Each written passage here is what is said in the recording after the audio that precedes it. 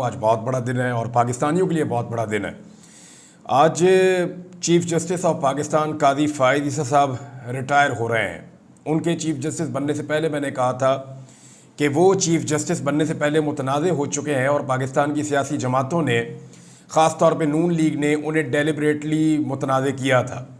लेकिन कादी फ़ाइज़ ईसा साहब का जो दौर था वो अदलिया की तारीख़ के स्याह तरीन दौर के तौर पर याद रखा जाएगा। ये बात मैं नहीं कह रहा, आज ये बात पाकिस्तान के तमाम सहाफ़ी कह रहे हैं, तमाम वकला कह रहे हैं।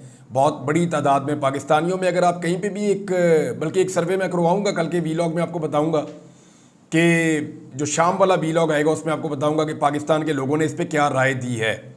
बहरहाल पाकिस्तानी ये सोचते थे कि कोई भी चीफ जस्टिस आए वो कभी भी जस्टिस मुनीर का रिकॉर्ड नहीं तोड़ पाएगा, लेकिन कादी फ़ाइज़ ईसा ने पाकिस्तानियों को गलत साबित कर दिया और अब वो एक ज़रबुल मिसल बन गए हैं जिन्होंने पाकिस्तान की तारीख़ में बदतरीन चीफ जस्टिस के फ़राइज़ सर अंजाम दिए हैं।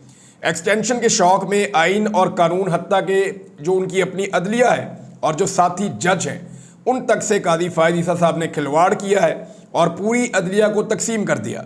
तहरीक इंसाफ और इमरान खान साहब से बदतरीन सियासी इंतकाम और दुश्मनी निभाई है कादी फ़ाइज़ ईसा साहब ने। इंसानी हुकूक की बदतरीन खिलाफ वर्जियाँ कादी फ़ाइज़ ईसा साहब के दौर में हुई और इसकी मिसालें मैं आपके सामने रखता हूँ। एक, पाकिस्तान की जो सबसे बड़ी सियासी जमात है जिसके बारे में सारे सर्वेस कह रहे थे कि ये जमात स्टेट अवे इलेक्शन जीत रही है और 2/3 अक्सरियत से ज़्यादा हासिल करेगी, उस जमात से 13 जनवरी को कादी फ़ाइज़ ईसा साहब ने बल्ले का निशान छीनने का एक स्याह फैसला किया। फिर कादी फ़ाइज़ ईसा साहब के दौर में इदारों ने पाकिस्तान की सियासत में बदतरीन मुखालफत की, बदतरीन मुदाखलत की, सियासी जमात की मुखालफत की, ये सारा कुछ किया। तारीख़ के मुतनाज़ तरीन इंतखाबात जो हुए हैं वो कादी फ़ाइज़ ईसा साहब के दौर में हुए हैं। यानी कादी फ़ाइज़ ईसा साहब के दौर में जो इंतखाबात हुए ऐसे पाकिस्तान की तारीख़ में पहले कभी नहीं हुए। इतनी बड़ी धांधली कभी नहीं हुई। यानी जो पाकिस्तान टूट गया था जब 1971 में, तो उन इलेक्शन में भी धांधली ऐसे नहीं हुई थी जैसी धांधली इमरान खान के खिलाफ की गई। बदतरीन धांधली थी, पूरे के पूरे नताइज बदल दिए गए, अवाम ने मैंडेट किसी और को दिया था, हुकूमत किसी और को दे दी गई और ये सारा कुछ कादी फ़ाइज़ ईसा साहब के दौर में हुआ। यानी ये जितना भी 45-47 वाला खेल था ये कादी साहब के दौर में हुआ। चादर और चार दीवारी का तकद्दुस ख़ुसूसन पंजाब में, सिंध में, इस्लामाबाद में तारीख़ी नौइयत का ये हुआ है। यानी लोगों के बेडरूमों तक जो है वो सिक्योरिटी फोर्सेस के लोग घुसे, लोगों के घरों को और कीमती सामान को तोड़ा गया। ये सारा कुछ कादी फ़ाइज़ ईसा साहब के दौर में हुआ। हत्ता के जो अल्लामा इकबाल रहमतुल्लाह अलैह की बहू हैं उनके घर की भी चादर और चार दीवारी का तकद्दुस पामाल हुआ है और इसके अलावा साबिक़ वज़ीर-ए-आज़म इमरान खान साहब के घर की भी चादर और चार दीवारी का तकद्दुस पामाल किया गया और बेशुमार सैकड़ों मिसालें हैं। ख़वातीन की तारीख़ी बेहुरमती हुई कादी साहब के दौर में। बहुत सारी ख़वातीन को गिरफ़्तार किया गया, तशद्दुद किया गया, सड़कों पर घसीटा गया, आंसू गैस का निशाना बनाया गया और ये सब कुछ ख़वातीन अभी भी हिरासत में है। यानी आप मिसाल ले लें, बुशरा बीबी जो है वो एक दिन पहले रिहा हुई। मैं बताता हूँ उनके बारे में कुछ तफ़सीलात आपको। अभी भी यास्मीन राशिद साहिबा जेल में है। इमरान खान साहब की 2 बहनें जाली मुकदमे के अंदर जेल में है। वीडियो मौजूद है कि एक उधर खड़ी है, एक उधर खड़ी है और 2 लोग खड़े हों तो आप दफ़ा 144 का नफाज ही नहीं कर सकते। लेकिन इसके बावजूद उन्हें पकड़ा गया और वीडियो मौजूद होने के बावजूद उन पर पता नहीं कैसे कैसे मुकदमे बना दिए गए, उन्हें दहशतगर्द डिक्लेयर कर दिया गया। और बहुत सारी और ख़वातीन भी हैं। मुसर्रत जमशेद चीमा साहिबा, मेरी जमशेद इकबाल चीमा साहब से बात हुई, वो कह रहे जी ना उनको दवाइयाँ देने देते हैं, ना उन्हें खाना देने देते हैं, ना उनके बच्चों से और फैमिली से मुलाकात करने देते हैं और उनको इबरत का निशान बनाया जा रहा है। जुल्म और फस्तायत है ना कि ये दोनों मियाँ बीवी क्यों इमरान खान के साथ खड़े हैं। तो जो जाकर इमरान खान के साथ खड़ा होता है या वफादारी साबित करता है उसको निशान इबरत बनाती है ये रियासत। तो इसी तरह मुसर्रत जमशेद इकबाल चीमा साहिबा जो है उनके साथ भी उनको तकलीफ में रखा हुआ है, वो भी जेल में बंद है। इसके अलावा जो है वो लेवल प्लेइंग फील्ड बिल्कुल नहीं मिली पाकिस्तान तहरीक इंसाफ को। लेवल प्लेइंग फील्ड थी ही नहीं।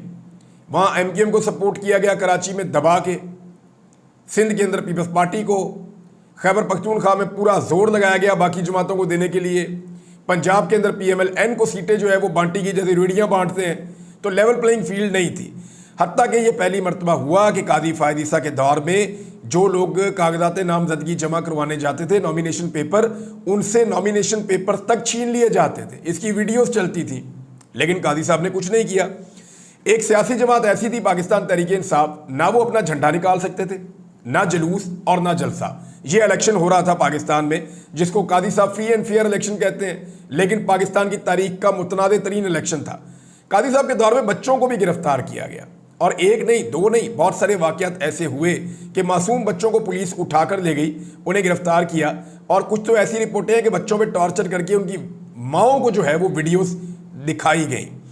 फिर जो 2/3 अक्सरियत के लिए कादी साहब ने सीटें छीन कर दी नून लीग वालों को। एक दिन तो इकट्ठी 3 सीटें दे दी, और वो देने का मकसद ये था कि कुछ भी करके नून लीग के पास 2/3 अक्सरियत आए और कादी फायद ईसा साहब को एक्सटेंशन मिल जाए। लेकिन एक्सटेंशन कादी साहब को फिर भी नहीं मिली। मखसूस नशस्तें जो है वो हारने वाली जमातों को दे दी गई कादी साहब के दौर में, और कादी साहब इसके हामी थे कि नहीं, जो जीते हैं उनको मखसूस नशस्तें नहीं देनी, जो हारे हैं ये मखसूस नशस्तें उनको दें। और कादी साहब के बयानात से उनके पूरे टन्योर में ये पता चलता रहा कि उनके अंदर कितना बुग़्ज़ है और कितना गुस्सा है इमरान खान से या उनकी सियासी जमात से। जबरी गुमशुदगियाँ जो हैं वो कादी फायद ईसा साहब के दौर में मामूल बन गई थी, बिल्कुल एक नॉर्मल चीज़ थी। हत्ता कि इस्लामाबाद और पंजाब के दारुल हुकूमत लाहौर और अहम तरीन शहरों से, मेन जगहों से इंसानों को जबरी तौर पे गुमशुदा किया गया। मैं भी जबरी तौर पे गुमशुदा किया गया। अभी भी बहुत सारे लोग जो हैं वो जबरी तौर पे लापता हैं, जिनमें इंतज़ार हुसैन पंजूथा साहब हैं, उनका अभी तक कुछ पता नहीं चल रहा। फिर मीडिया के ऊपर एक जबर का माहौल रहा कादी साहब के दौर में, मीडिया बिल्कुल इंडिपेंडेंट नहीं रहा। अच्छा, हैरत की बात एक और भी है, कादी साहब वो वाहिद शख्सियत हैं जिन्होंने अपने हमायती खो दिए। जब वो चीफ जस्टिस ऑफ पाकिस्तान की सीट पर बैठे तो होना तो ये चाहिए था कि वो अपने काम से अपने हमायतियों की तादाद में इजाफा करते, मगर जितने भी सहाफ़ी और वकला कादी साहब के हमायती थे वो सारे कादी साहब के खिलाफ हो गए, क्योंकि कादी साहब ने काम ही ऐसे किए थे। फिर अरशद शरीफ साहब का केस है, हमारे लिए तो बहुत बड़ा इशू है, उसमें बिल्कुल इंसाफ फराम नहीं किया।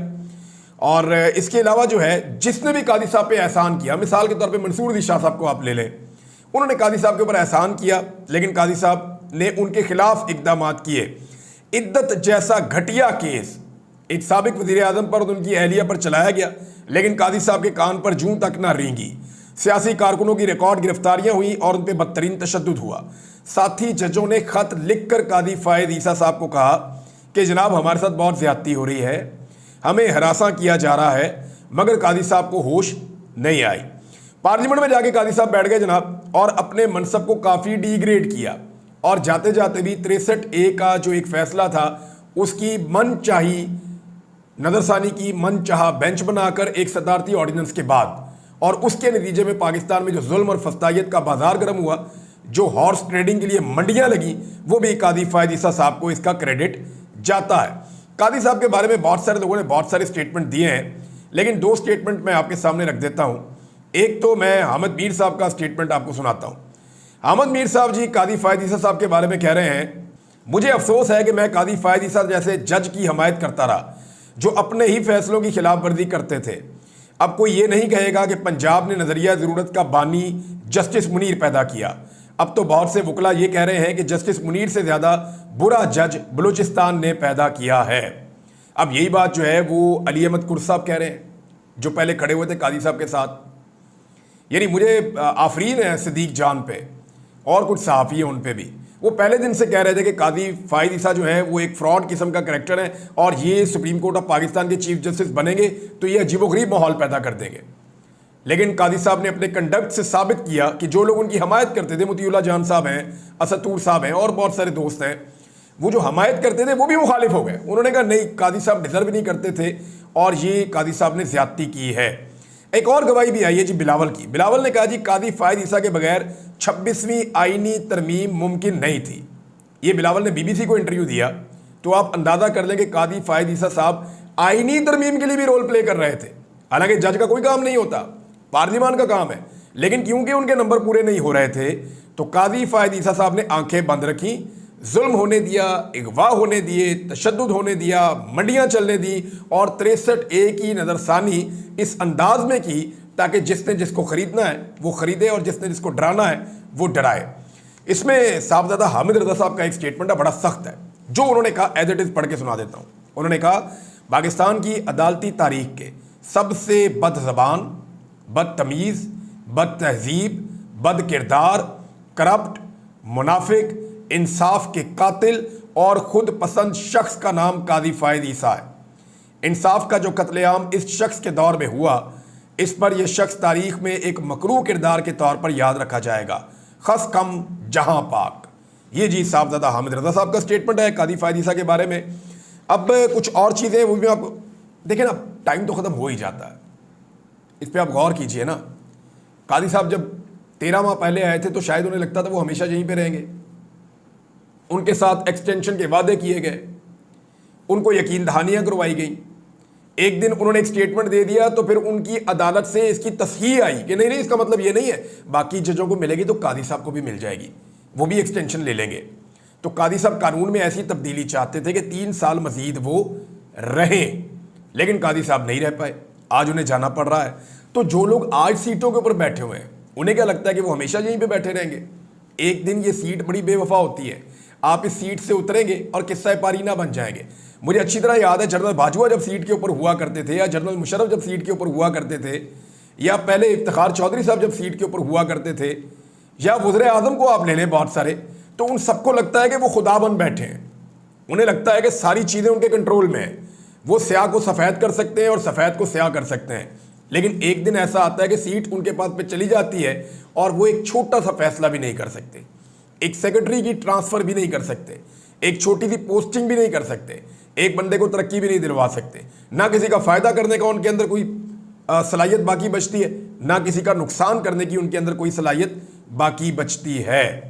बहरहाल एक दिन तो सबने जाना है, अब देखना यह है कि तारीख के अंदर उनका नाम क्या लिखा जाता है। क्या उनका नाम तारीख के कूड़ादान में जाता है या सुनहरी हरूफ में लिखा जाता है? ये आपका अपना किरदार इस बात का तयन करता है कि आपने उस सीट पर बैठकर इंसाफ किया या ना इंसाफी की, ज़ाती मफादात देखे या पाकिस्तान के मफादात देखे। बहरहाल अभी तो पाकिस्तान के मफादात तो लोग देखते नहीं हैं, ज़्यादातर अपने मफादात देखते हैं। बुशरा बीबी जो हैं वो रिहा होने के बाद पेशावर चली गई, और उसकी वजह यह है कि पहले उन्हें बनीगाला पहुँचाया गया, फिर पाकिस्तान तहरीक इंसाफ की क़यादत जाकर उनको मिली। तहरीक इंसाफ के लोगों ने इमरान खान साहब का पैगाम पहुंचाया, ख़ासतौर पे जो वकला मिले थे इमरान खान साहब को, उन्होंने कहा जी कि बुशरा बीबी साहिबा, आपके लिए इमरान खान साहब का पैगाम है कि आप पेशावर चली जाएं, और ये सेफ्टी के हवाले से कहा गया कि आपको पेशावर जाना चाहिए। इमरान खान साहब की हदायत पे फिर वो पेशावर चली गई, वहाँ पे उनको अकोमोडेट किया गया है, उनका मेडिकल चेकअप वगैरह भी होगा। लेकिन फैसलवाडा वगैरह और कुछ और टाउट्स हैं, वो ये कह रहे हैं कि जी बुशरा बीबी की डील हो गई है। देखिए, ये वो लोग हैं जो पहले कहते थे कि बुशरा बीबी जो है वो वादा माफ गवाह बन गई। ये वो लोग हैं जो कहते थे कि बुशरा बीबी पे मुकदमा हो गया, अब लग पता जाएगा। तो जब बुशरा बीबी पे मुकदमा हुआ तो वो खुद चली गई जाके, उन्होंने कहा जी मुझे गिरफ्तार कर लिया जाए। फिर उन्होंने कहा मैं इमरान खान की कमज़ोरी नहीं, इमरान खान की ताकत बनूंगी, और उन्होंने ये बात साबित की। अब डील का जो लोग बात कर रहे हैं वो क्यों कर रहे हैं? देखें, डील की बात वो इसलिए कर रहे हैं कि वो इस ख़ानदान से लड़ते लड़ते लड़ते लड़के थक गए हैं, और अब उनके अंदर मज़ीद लड़ने की सकत बाकी नहीं है, क्योंकि ज़िल्लत ही बहुत है इस काम के अंदर कि आप औरतों से लड़ते हैं, आप लोगों को कैदी बनाते हैं, आप लाकानूनियत करते हैं, फस्तायत करते हैं, जुल्म और जबर का सहारा लेते हैं, तो इसमें इज्जत तो नहीं मिलती। अब अगर इमरान खान ने डील ही करनी होती तो इलेक्शन से पहले करता, ताकि इलेक्शन में उसकी हुकूमत बने, या वो इलेक्शन हारने के बाद डील कर देता कि ठीक है अब मेरा मोराल डाउन है, मैं डील कर रहा हूँ। या इमरान खान साहब बजट के मौके के ऊपर एक उनको अपॉर्चुनिटी थी, वो तब डील कर देते। IMF के मुआहदे के ऊपर बड़ा मौका था, वहाँ डील कर देते। या जब आईनी तरमीम हो रही थी उसमें डील का मौका था, वहाँ डील कर देते। मैं आपको जिम्मेदारी के साथ कह रहा हूँ कि 2 मुलाकातें इमरान खान साहब से की हैं लोगों ने जाके जेल में। इमरान खान साहब को ऑफर्स दी गई हैं, उन्हें जो ऑफर्स दी गई हैं, मुझे आज मेरे एक सोर्स ने बताया कि इमरान खान साहब को ये ऑफर्स दी गई थी जेल के अंदर कि हम आपको फैसिलिटेट करते हैं, आप पाकिस्तान से बाहर जाना चाहते हैं तो अब भी आपके पास ये ऑप्शन मौजूद है, हम आपको जेल के अंदर भी फैसिलिटेट कर सकते हैं, अस्पताल में भी फैसिलिटेट कर सकते हैं, हम आपके साथ टाइमलाइन तय कर सकते हैं कि इतने अरसे में आप बाहर आ जाएंगे, हमारी चंद छोटी छोटी चीज़ें वो आप मान लें। लेकिन इमरान खान साहब ने किया साफ इनकार। इमरान खान साहब ने कहा मैं यहाँ पढ़ा हूँ ना, यहीं पढ़ा रहूँगा, 100 साल भी मुझे यहाँ रखोगे मैं यहाँ रहूँगा, लेकिन मैं अपने लोगों के साथ धोखा नहीं करूँगा और मैं कंप्रोमाइज़ नहीं करूँगा। अब लोगों को अपने आप से एक सवाल पूछना चाहिए कि जेल में बैठा हुआ एक आदमी आपसे धोखा नहीं कर रहा, तो क्या आप उस आदमी के साथ मुखलिस हैं? क्या उसकी आवाज़ के ऊपर आप भी उसी शिद्दत से खड़े हैं या नहीं खड़े? अब जो लोग कहते थे डील होगी, तो किस चीज़ पे इमरान खान ने डील की? आईनी तरमीम भी होगी तो अब इमरान खान ने डील कर दी है। अगर इमरान खान ने डील की होती तो वो अपनी बेगम को बनी गाला या जमान पार्क भिजवाते कि उनको खतरा ना होता कि दोबारा उनकी बेगम के ऊपर शब खून मार के उन्हें गिरफ्तार किया जा सकता है। लेकिन इमरान खान साहब ने उन्हें पेशावर भिजवाया। इसका मतलब क्या है कि उनकी कोई डील नहीं हुई। अब उनकी बहनों का जो है मुकदमा ही कोई नहीं है। उन्होंने आज हर हाल में आज़ाद होना है। अब इसको भी डील का तासुर दिया जाएगा। क्या मियाँ गुल हसन औरंगजेब साहब जो हैं, जज साहब, वो डील का हिस्सा है? भाई मुकदमे ही खत्म हो गए, अब आपने किस चीज़ में अंदर रखना है? इमरान खान के ऊपर भी सारे मुकदमे खत्म हो चुके हैं नाजरीन। उसूलन इमरान खान साहब को अगस्त से पहले बाहर आ जाना चाहिए था। जुलाई से उनके मुकदमे खत्म हो चुके हैं। वो सिर्फ जुडिशियल रिमांड पे हैं। यहाँ इस्लामाबाद हाई कोर्ट के अंदर चीज़ों को डिले में डाला जा रहा है, वरना इमरान खान साहब को अब तक आज़ाद होकर बाहर आ जाना चाहिए था। बहरहाल इमरान खान साहब ने कहा जी आप वहाँ चली जाएँ, और वो चली गई। इसके अलावा जनाब कादी फायद ईसा साहब की रिटायरमेंट के साथ ही खबर आ रही है कि नवाज शरीफ साहब, और ये एक्सप्रेस न्यूज़ ने छापी है खबर, वो ये कह रहे हैं कि नवाज शरीफ साहब जी पाकिस्तान से जा रहे हैं। मैंने आपको एक मरतबा नहीं कई मरतबा कहा था कि जब कादी फायद ईसा पाकिस्तान में चीफ जस्टिस बने तो नवाज शरीफ साहब आए थे, और मैंने आपको कहा था कि अगर ये चीफ जस्टिस ना रहे तो नवाज शरीफ पाकिस्तान से चले जाएंगे। और वही हो रहा है कि नवाज शरीफ काजी के अलावा किसी पे एतबार नहीं करते। यानी आप ये देखें ना कि आर्मी चीफ तब्दील हुआ, नवाज शरीफ नहीं आए, वज़ीर आज़म तब्दील हुआ, नवाज शरीफ नहीं आए, वज़ीर आज़म फिर तब्दील हुआ, नवाज शरीफ नहीं आए, भतीजा वज़ीर आला बन गया, नवाज शरीफ नहीं आए, इमरान खान जेल में चला गया, नवाज शरीफ नहीं आए। नवाज शरीफ आए जब कादी फायद ईसा चीफ जस्टिस बना, और अब कादी फायद ईसा साहब इस होते से हट रहे हैं तो नवाज शरीफ साहब इमीडिएटली वापस अपने मुल्क जो है वो बरतानिया पहुंच रहे हैं, क्योंकि मियाँ साहब को सबसे ज़्यादा एतबार इस मुल्क में ऐसा लगता है कि कादी फायद ईसा साहब पे था, और जो मैंने आपको कहा वो साबित भी हो रहा है। अख्तर मेंगल साहब के ऊपर भी जनाब एक मुकदमा दर्ज कर दिया गया है। लेकिन इससे पहले एक और चीज़ आपको बताता हूँ। फजलुर रहमान साहब की पार्टी ये कह रही है कि हमें यकीन दिलाया गया था कि जस्टिस मंसूर को बनाया जाएगा चीफ जस्टिस। तो मेरे ख्याल में फजलुर रहमान साहब की पार्टी अब धोखा दे रही है। देखें, अगर जस्टिस मंसूर अली शाह साहब को भी बनाना था तो वो तो सबसे सीनियर थे, वैसे ही बन जाते। फिर आपको 3 बंदों वाला ये खेल खेलने की क्या ज़रूरत थी? ये जो आपने तरमीम के अंदर 3 बंदों वाला शामिल किया कि 3 सीनियर जजेस में से एक को बनाया जाएगा, तो आपने तो खुद चांस फराहम किया गवर्नमेंट को। अब बिलावल भी ये कह रहे हैं कि मुझे नहीं पता था कि मंसूर अली शाह साहब नहीं बनेंगे। भाई ये सारा खेल खेला ही इसलिए गया है कि एक शख्स जो चीफ जस्टिस ऑफ पाकिस्तान बनने के अहल था, सबसे सीनियर जज था और सबसे बेहतर जज था, उसको आपने चीफ जस्टिस ऑफ पाकिस्तान नहीं बनने देना था। आप एक कंप्रोमाइज आदमी लाना चाहते थे जो आपकी हुकूमत को तहफ़्फ़ुज़ दे, लिहाजा आप एक आईनी तरमीम लेकर आए और उसके बाद आपने अपना फैसला कर लिया। अब देखना यह है कि जस्टिस याह्या अफरीदी साहब आपकी उम्मीदों पे पूरा उतरते हैं या इंसाफ देते हैं कानून के मुताबिक।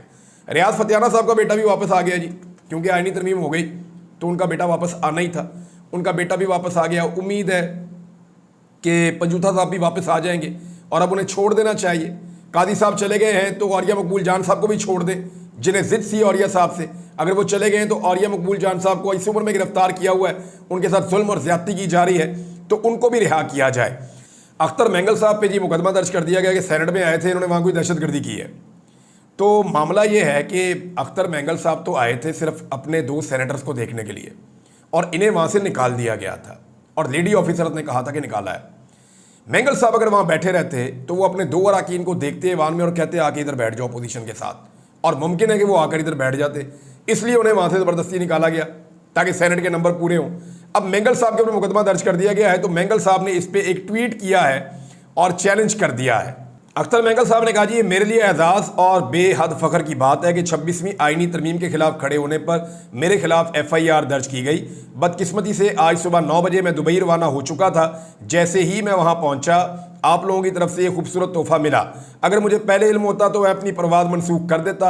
अब बताएं जनाब सदर और वज़ीर आज़म, मेरी गिरफ्तारी के लिए आप किस एयरपोर्ट पर लैंडिंग चाहते हैं? इस्लामाबाद, कोयटा, पिंडी या लाहौर? मेरे ख्याल में मेंगल साहब को वापस आके फौरी तौर पे गिरफ्तारी देनी चाहिए और इस निज़ाम को चैलेंज करना चाहिए, क्योंकि उनके ऊपर भी शक किया जा रहा है कि शायद उन्होंने ये कंप्रोमाइज़ किया है, और ये मुकदमा भी शायद इसलिए उनको पहले बाहर जाने दिया गया, बाद में दर्ज किया गया, ताकि ये कोई डील का हिस्सा है। कुछ लोग ये भी तासुर दे रहे हैं, लेकिन मुझे ऐसा लगता नहीं है। मेंगल साहब वापस आएंगे, गिरफ्तारी देंगे, सामना करेंगे, मैं उनसे ये उम्मीद करता हूँ। अब तक के लिए इतना ही। अपना ख्याल रखिएगा, अपने इस चैनल का भी। अल्लाह हाफ़िज़।